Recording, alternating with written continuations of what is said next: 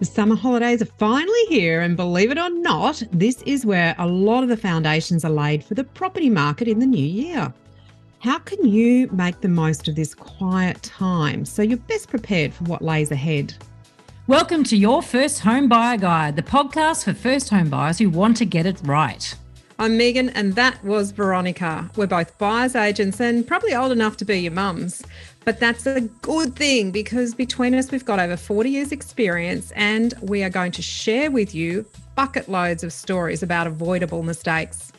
Together, we're going to make sure that you get unbiased and real information that you can rely on so you can get where you want to be without missing a step. Now, we've got loads of great tips for you in this episode, and if you'd like more useful tools, head over to the website homebuyeracademy.com.au. There you'll find free checklists that you can download, a free mini course on how to price a property, and our Where to Buy workshop for only $39. Priceless stuff, really. Bargain. But before we get into the interesting stuff in this week's episode, here's the boring bit, the disclaimer. You, of course, know that nothing in this podcast is to be taken as personal advice. We always recommend getting the advice of an expert in their field of expertise. Now, we've done our very best to ensure that the content is correct at the time of recording, but things change. So check with the relevant government authority or your advisors to get the most up-to-date information.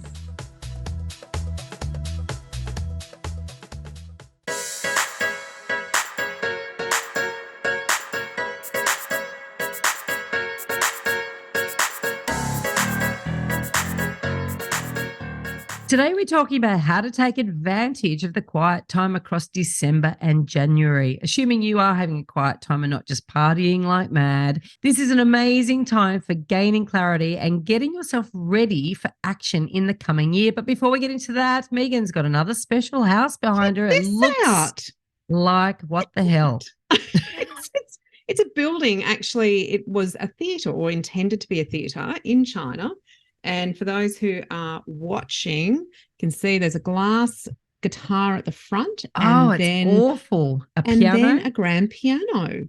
So this is actually abandoned. It's one of the many, many, many buildings in China that has been abandoned. A lot of money would have been put into creating this. Yeah. But look at that. Do you know why it's been abandoned? I just think that no one goes there anymore. They don't put shows on. I don't know why it's been abandoned. But have you seen? Possibly because they're still in lockdown. Maybe.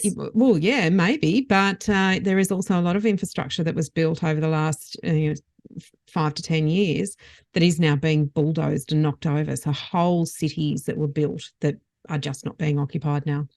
So it's quite a change that's happening in China in terms of their accommodations over there. So anyway, interesting building. I quite like it. Very interesting. Yeah. I don't know about you, Veronica, but it's been a busy year and I am so ready for a break.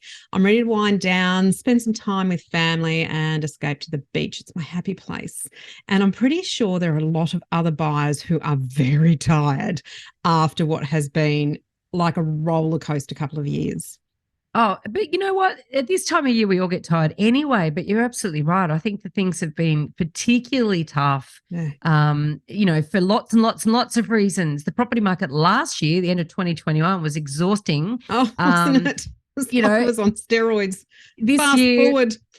Yeah, I know. Who'd have thunk? Who'd have thunk that it'd be so different just a year later? But at the same time, it's almost like a mentally exhausting when you've got all this sort of conflicting information out there and a lot of negative information as well, and you're trying to process all of that. But hey, we also know that regardless of how exhausted you are at the end of the year, that from our over 20 years each experience in property, that the quiet time, this period between Christmas and New Year and through January, through to the last couple of weeks of January. Exactly right, is when sellers have the opportunity to take a breather, really think about why they might want to sell, what they want to do in the coming year. It's also, divorce lawyers say, divorce season. Did you know that? So that's one of the reasons people choose to sell, sadly but true. And so, people do have time to sort of rethink, where do I want to be in a year's time? Here I am now. Do I want to continue the same way I'm doing life, or do I want to do life differently? What's important to me? What's important to my family? what do we want to do differently in this coming year? And there's a lot of backwards reflection too during that period. So a lot of people say, oh, gee, remember Christmas last year we talked about selling the home and buying something closer to the beach? Oh, we didn't actually do that. Should we actually do something about that next year? So that bit of looking backwards. And why is this important? Because as a buyer, you need sellers. So oh, yeah. So we're talking here about the other side of the equation, which is the supply side of things.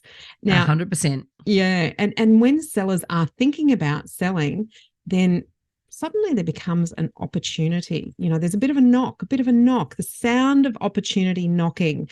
And if you are lucky, it might mean a new home for you. Now, Veronica, luck does not show up on its own. Luck is when preparedness meets opportunity and you act on it. And so here are our tips on how you can take advantage of the traditional quiet time in the property market and perhaps get lucky. So, I've been a sales agent, so have you. I've been a buyer's agent, so have you. And we know that January can be a very, very busy time for appraisals. And so sales agents who are around for January can be very busy. And, there's quite a lot of them that aren't around.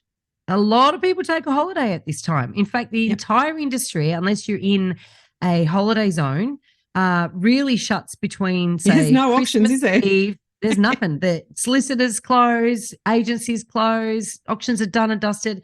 And there's a period of time between Christmas Eve and the first Monday after New Year's Day. Agencies, the twilight zone. Nobody knows what day it is in that time, let alone. Wonderful. I love it. It's so good. You spend the whole time going, what day is it? Oh, it's so good because, in terms of having a holiday when you're in the industry, it's very rare that nothing's happening. You know what I mean? It's the only time when really nothing happens. But then you got this pent up demand. It comes out like, greyhounds running out of the boxes at the races. Late January. Yeah. Go, all right, we get the kids back to school and now let's go and find a house. So, every year we are definitely seeing more and more agents go on leave between Christmas and late January. It's sort of like an unofficial lull in the market. But I guarantee you that newer agents, the hungry, enthusiastic agents, are absolutely still working. They are looking to make a deal while their competitors are sunning themselves on Hamilton Island. And this is your opportunity as a buyer to get some one-on-one attention. You know how hard it's been to get agents to ring you back all year, for 2 years even. And here is an opportunity to get a really hungry agent actually doing some work for you. Now, remember, the agent doesn't work for you, but what you want them to do is shake some trees and find some opportunities for you. Now, they've been hungry for listings. One of the things about a buyer's market is that agents, their revenue starts drying up because less people want to put their property on the market. So, they're pretty hungry. Some of them haven't earned much money, certainly not compared to 2021, but some haven't earned much at all in 2022. So those ones that can't afford to go on holiday perhaps, or that they're a bit more motivated to stay around and try to be on the front foot when others are taking the time out, absolutely. They're going to be leaning heavily on those vendors to take offers as well. Let me tell you. So when we say that the agent doesn't work for you, the buyer, they work for the vendor, in reality, they're still just working for themselves because if those vendors don't sell, they get no money. So there's a high motivation for them to work with you, particularly at this time. Because also, whilst a lot of buyers do come out of the boxes saying, right, I want to make, 2023 my year, they may not actually get active until the holidays are over. And so February can be really busy for everyone. Absolutely. But if you're around in January, who knows what you might be able to pick up. Yeah. Now, to be ready to take advantage of this magical time in the property market, you have to be ready. And I mean really, really prepared, ready. Support team in place, dream home wishlist sorted, and all your steps ticked off. Finance are organised. We'll get to that. If you do not know what we are talking about, do the bloody course. Then you will be ready to take advantage of this small window of opportunity, the quiet time. Now, let's look at the quiet time checklist, Veronica. Hang on a minute. Talking about doing the course. So this episode, we're recording it in advance, but it will come live on the 28th of December. Until the 31st of December, we've got 50 opportunities for people to sign up for the course for our 50% discount. So you got 3 days left if you haven't already done that. Places haven't already been taken. If the 50 places haven't already been taken. So hopefully if you were really first cab off the rank, you would have done that last week. But there could be a small window of opportunity there for you to take advantage of that. Post-Christmas sale. Only 3 days. Yeah. Good. Go for it. All right. Let's look at the quiet time checklist. Now, of course, everything that we do in the course is a methodical, step-by-step process that makes sure that everything is done in the right order at the right time. So let's have a look at that, because if you're prepared during this quiet time, you may be the one who can seize the opportunity when it presents itself. First thing, support crew. Now, who you need to find out who is going to be available during this period, what the timeframes are for offers and settlement, because these things are going to be affected by this period of time. Most solicitors and banks are either closed or on skeleton staffing levels. So processing times are going to be a lot longer. 100%. And, knowing that in advance, sometimes, for instance, cooling off periods can be longer. Cooling off periods can be negotiated in this time to allow for that. So there's lots of ways that you can take advantage of it by understanding and having checked in with your support crew. Actually, A, knowing who they are, but B, checking in with them so that you are covered off in this. So it's a really good point. And there's lots of public holidays in this period. So when you're calculating dates, you want to be making sure. So if you're making an offer that's conditional on a certain number of days, you have to make sure that you're talking about business days, not actual days, because you'll lose in some of these weeks. You may actually lose 3 or 4 business days out of a 2-week period. So really, really important to switch that part on in your brain and don't just, say, 14 days for finance will be fine. It's not going to be okay over Christmas. Well, that's exactly right, because you got to make sure that valuations can be done. And so that's going to be the sticking point. And if you haven't allowed enough time for that, then whoops. Let's look at that money side, Veronica. Go for it. So before your broker goes away, have a check in with them. Yeah, they're going on holiday because they've had a couple of good years too.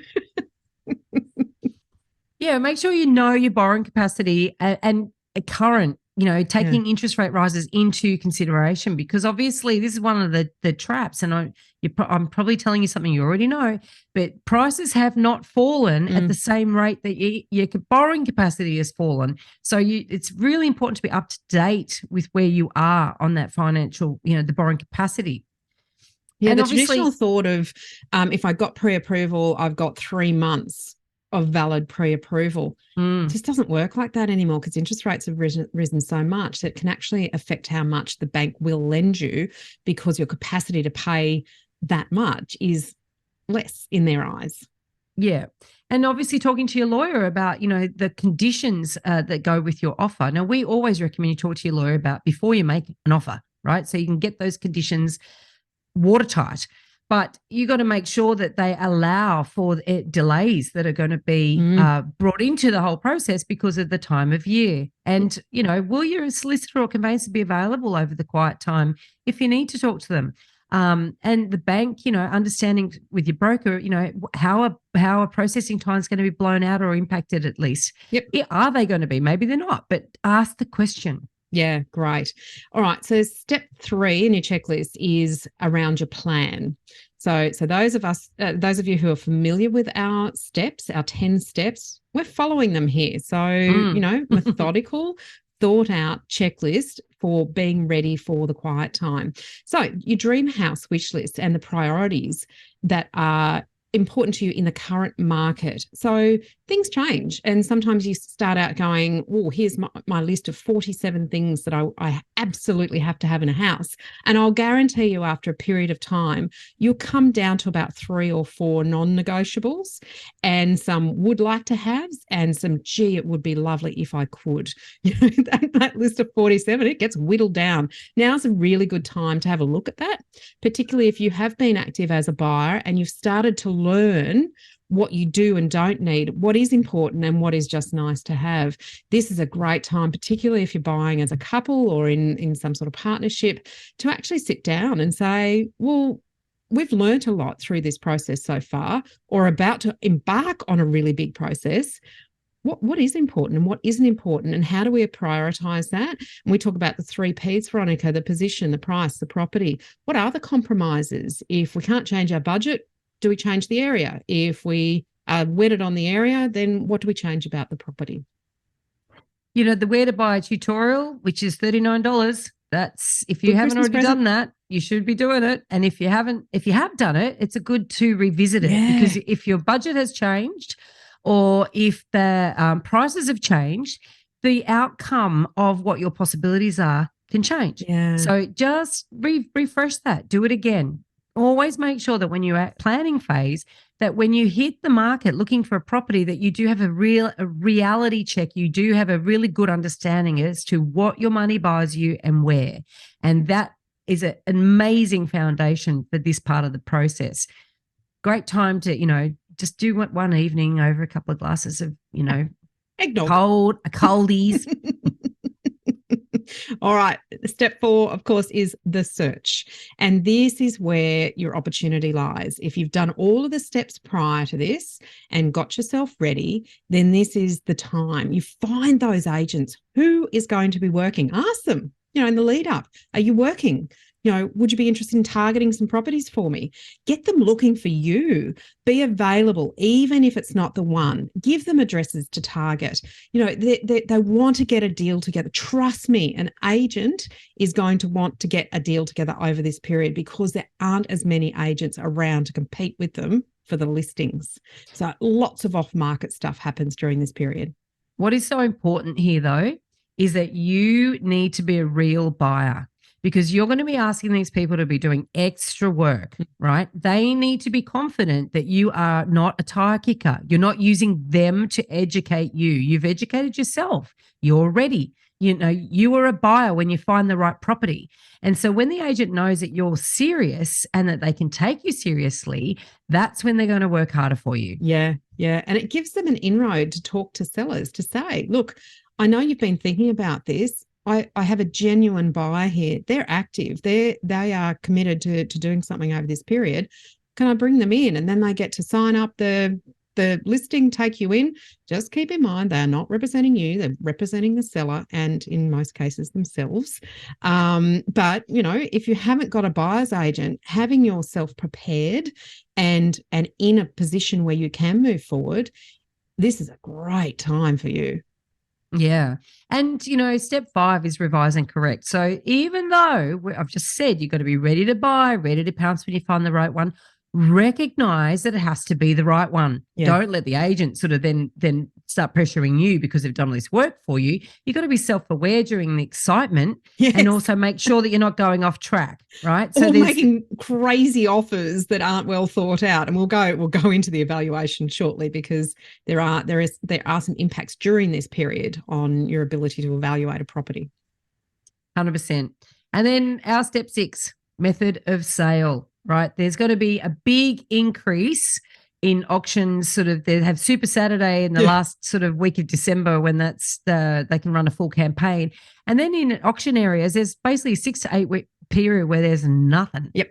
No auctions. They're all pre-auctions, or they're offered at a price or by negotiation or whatever. So that actually means that what you're going to be doing is making offers in January rather than preparing to bid at auction. Yep. So it's a totally different process, and you need to brush up on all of that means. Yeah, because private treaty negotiations are really different to auctions, and how you prepare for those and what order you do those sorts of things in obviously varies in every state as well. So how you prepare for a private treaty negotiation in New South Wales is really different to, say, in Queensland, where you can make conditional but binding offers. So brush up on what that means so that you are ready to have those conversations with the agent should you get lucky and find that dream home during the quiet period. Now, going to step 7, which is evaluate, I mentioned it earlier, most councils will be on skeleton staff. You need to be aware of this in your due diligence phase. If you need searches done, and you should have searches done, you need to be aware that probably their time frame for returning those searches is going to blow out. It just is. You can't change it. You can't appeal to somebody to do something when there's no one there to do it. So you need to be aware, and if making a conditional offer, make sure that you have enough time during that conditional period and the right conditions. And this will come down to pre-discussions with your solicitor about conditions to put on contracts. And strata searches, of course, Veronica, too. Oh, yeah. You know, they're unlikely. I mean, a lot of strata offices will close, or they'll be on skeleton staff between Christmas and Christmas and New Year's at least, and then it reduced staff through January. And then you've got to find someone who's going to do the inspection of the records and write the report, but also someone who can allow them access. Yeah. There is a little bit of a hack. So I think what Megan's saying there is so important is making sure that you work with your lawyer or conveyancer to get those clauses into the contract, allow you enough time that if you find something that you're not happy with, that you can back out. That's the important thing. It's not just saying, oh, I want to have it done before I make it unconditional. It's actually that the clause needs to be appropriate so you can get out of the contract if you find something. So that's why it's so important not to write your own conditions like you can in Queensland. Do not do that.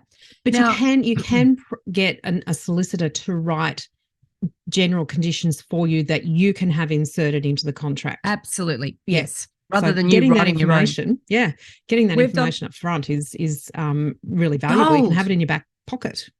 Totally gold. But people, we've done, case study episodes on stories that have hit the media of people doing the most stupid things by writing in their own contract clauses in Queensland and then absolutely shooting themselves in the foot, cost them hundreds of thousands of dollars. So it's or letting the agent write it for them. Oh, what could go wrong? So I've got There's an episode in that. There is, isn't there? I've got a little hack for you. If you are looking at a strata property, so that's an apartment or a villa unit or a townhouse. And look, we've got episodes on what to look for in strata reports as well. And let me just caveat what I'm about to say by saying that not all strata reports are good, not all are comprehensive, right? You need to learn what goes into a report, what you need to be looking for. And as I said, we do have episodes on that, so go through our archives. Now, some report companies do offer recent reports for other apartments in the same buildings for a reduced fee. So if you can go hunting, sometimes you can actually get access to minutes, financial records, capital works fund, the budgets and balances, building works. There's often you can, or maybe say maybe not often, but enough times, like, maybe 50% of the time, you might be able to get a lot of information about that building because the report's been prepared for another apartment. Now, just realize that that's not for the apartment that you're looking at, but a lot of most of the information in there is about the whole complex, not about the specific apartment anyway. And just making sure it's as current as possible. And you can request copies of any minutes of any meetings that have happened since that report was done. You can ask the agent to ask the vendor, because the owners have all been given copies of minutes of meetings. So there are ways that you can sort of a little life hack there if you've got reduced staff and reduced access to the strata records. Possibly there's ways to backdoor some information. Just be mindful of the gaps. Yeah, and if the vendor's not forthcoming with that information, because they will have it, if they're not forthcoming, there might be alarm bells. It might be a bit of a warning that there is something in those minutes that they don't want buyers to know about. Yeah. All right. What is really important and what you will learn in the course is what you can discover and how to go about getting that. And if you don't know what you can't discover, you don't know what you should discover, then you are at great risk of missing out on something, particularly in this slow period of time when it's going to be harder to get access to information. So true.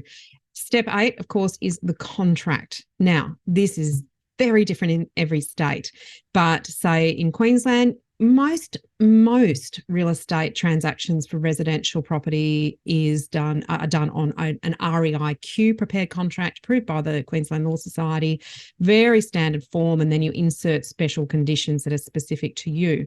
So these are the sorts of things you can get your hands on in advance. You can read through them. You can ask questions of people who have knowledge in this area.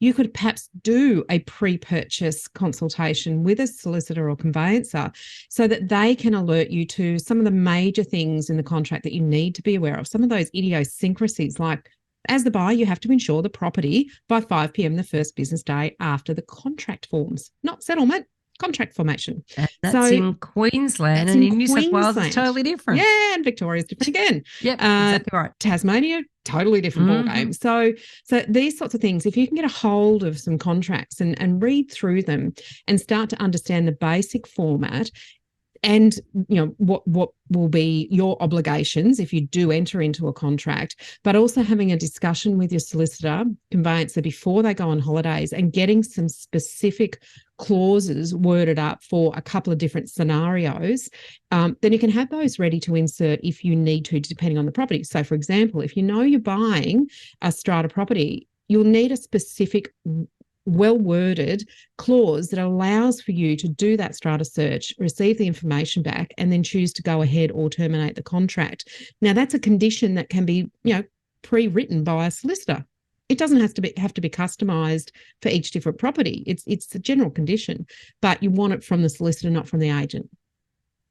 Absolutely. Now, step 9 is negotiating the fun stuff. Oh, you and I enjoy it. Not everyone's cup of tea. You may not like negotiating that. And negotiation is not take it or leave it. No, you do need that. We do. Yes, a buyer's market does not mean that you can lord it over people. It means you've got to negotiate, right? It means you might have more wiggle room, and you might be able to sort of get better clauses in the contract agreed to. But it doesn't mean that you're going to get a huge bargain. Not if it's a good property, because someone else will pay market value for it. So really, this is a time, as we said earlier, there's not going to be a lot of auctions around, probably none. So forget about worrying about auction, even though you can read up my book if you've gone and bought it. Get ready for those properties that might be coming on the market in late January, ready for auction campaigns. There's also some because pre-auction offers may come into play. But this is a time to hone your negotiation skills, ready for those private treaty deals, and understanding how to get a deal across the line as well. A lot of people rely on the agent to sort of tell them how to do it. And look, the agent will tell you the process, and you do have to sort of understand that. But we have a lot of information for you to give you sort of a confidence to negotiate with confidence, or get a better outcome anyway in your first home buyer guide. But we call it having a toolkit, Veronica, because no negotiation can be pre-planned. You can have a strategy, but depending on how things go, you need to be able to adjust. You need to be able to say, all right, well, I've learned a bit more about the seller situation now, therefore this tactic might actually work in my favor, but that tactic, that ain't going to work, because that's not going to give them any motivation whatsoever to come to an agreement here. So having a toolkit of different strategies, different tactics, and learning when to use those, what situation to apply them to, that toolkit is invaluable during the negotiation phase. Absolutely. And very, very important, negotiating when you're ready. So knowing when you're ready to start the process, as opposed to doing it too early, which a lot of people make that huge mistake. Yeah. Yeah. Then we get being afraid to move forward with it. Or don't be afraid of the negotiation. And if this is one area that if you only have a very, if you're a bit tight on money, but you do want some professional input, you can employ a buyer's agent to just do this part of the process for you. And it is a really, really good investment if negotiating is not your thing. Because remember, the agent is a professional. They're doing this all the time. They have a massive toolkit that they're going to pull out and use during the negotiation with you. So this might be an opportunity to say to a professional buyer's agent, I actually just need help with this part of the process. And you'll find that that's probably an affordable way to get an expert on your side during that part of the process. Absolutely. And then we get to step 10. Exciting. The settlement. That's after you've had your offer accepted, after you've got committed, and after you've been through you've been through the whole settlement process, and then you got to make sure you got enough time to settle. You're going to need a little bit longer generally because of this, as we said earlier, the solicitors and banks are skeleton staff, solicitors are closed. So you need a little bit of extra time. Don't make the mistake of thinking they're back on Monday, therefore I'll settle it on Monday. Like, no. There's not the time to offer a 28-day settlement. Maybe you need a little bit longer than that. Yeah, look, there, often, as we've said, people are away. You just need to take that into account. You can't change it. Just deal with it and roll it into your process. But forearmed is forewarned, I think is the saying. Forewarned. Yes, I think so. Forewarned is forearmed. Anyway, either way, the idea being that if you know about this, you use it. And you can put yourself in a much better position, manage your risk much better if you have all of this in mind before you go out there and talk to agents about what might be coming up or what opportunities might be there. 100%. So this quiet time, you might spend it swanning around the pool drinking pina coladas, or you might spend it actually, preparing yourself to meet these opportunities, which is really what luck is, right? Preparation meets opportunity. Yeah. And as long as you are really well prepared, you might get lucky, right? And find your new home sooner rather than later. Happy New Year, everybody. Happy New Year. In this episode, we've covered a very small part of our 10-step online course for first-time buyers. If you would like to learn more about the process and how to buy without making a mistake, then head over to our website, www.homebuyeracademy.com.au. Don't forget to subscribe to the podcast so you won't miss an episode. And if you like what you've heard today, please give us an iTunes review. 5 stars would be wonderful. It will help others find us as well. Thank you for joining us. We hope you found this really useful. And if you have, please share the love with others who you know are in the same boat. We'll be back next week with some more priceless stuff.